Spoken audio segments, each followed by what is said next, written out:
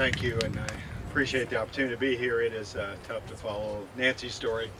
I do come here with a sad and heavy heart to hear those stories and know the truth. But thank you for allowing me to be here, and it is it's just tough to be here. In many ways, my wife should be here, and the abortion clinic Nancy was at, that's actually where I met my wife. And we saw hundreds and hundreds of women go in as mothers and come out still as mothers, but betrayed, damaged.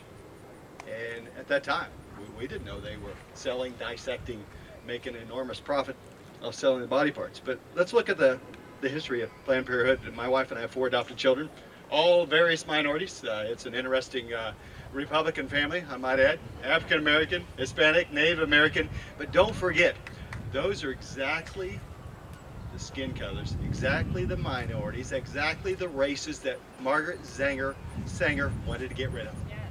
The founders of Planned Parenthood. And they get our money? A racist organization. It's shocking. But more important, the fact here today is 2 of those children are young ladies. And for another week or so, they'll still both be teenagers. So I appreciate your sympathies. But you know, it does distress me as a dad, father of 2 girls, of how they treat our most vulnerable young ladies. And let me tell you what happens in Planned Parenthood abortion clinics all over America. 10, 11, 12, 13-year-old girls come in through their doors, and they come in pregnant. In every state of America, they have been the victims, at a minimum, of statutory rape. Every one of them. Every one of them. And here's what Planned Parenthood is doing for these victims. They're committing the abortion. They, of course, are getting paid. And they are dissecting the babies and selling the parts to the highest bidder. But you know what they're not doing? They are not reporting the rapes to the authorities. They are covering up. In many cases, particularly for young ladies, the perpetrator is a family member. Their reaction after the abortion is usually to send the young lady home with the perp. And maybe with oral contraceptives to make sure the evidence, it doesn't happen again.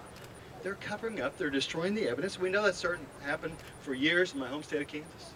But it is happening in every state of the union. So if there are any prosecutors that have the guts and courage to actually enforce the law, that's where you start. That's where you start. And we're going to start here, continue to push to defund. But it's wrong, it's outrageous, and immoral. As we know, last year, your federal government gave this organization, racist organization, that covers up rape of 10-year-old girls, gave them $500 million. And I am a Republican, as you expect.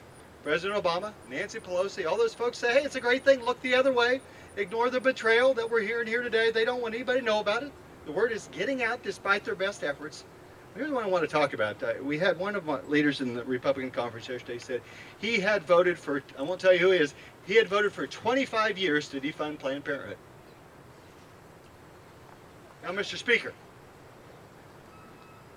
isn't it about time to do it a little bit differently? As Senator Paul noted, it's not about defunding it properly, it's about not giving them the money in the first place. They have no right to the Treasury. We can't let them get away with it. We have the votes. We have the votes on the House floor. We've proven we have the votes on the Senate floor to not fund Planned Parenthood.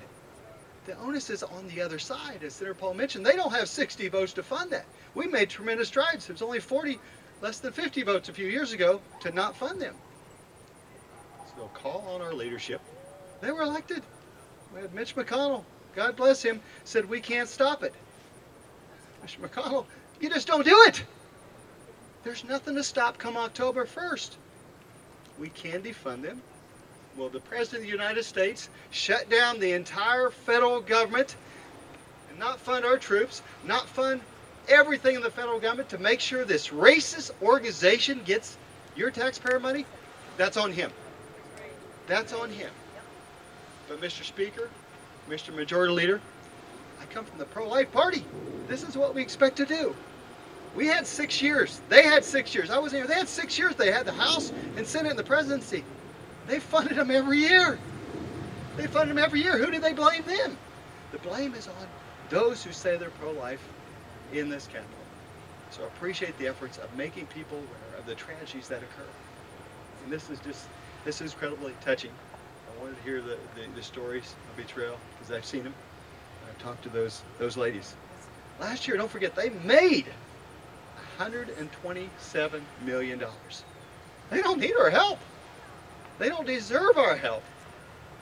And we should make certain that this nation, that your tax dollars, doesn't fund a racist, vile organization covering up an epidemic of rape across this nation. Thank you, Kristen, for all your work.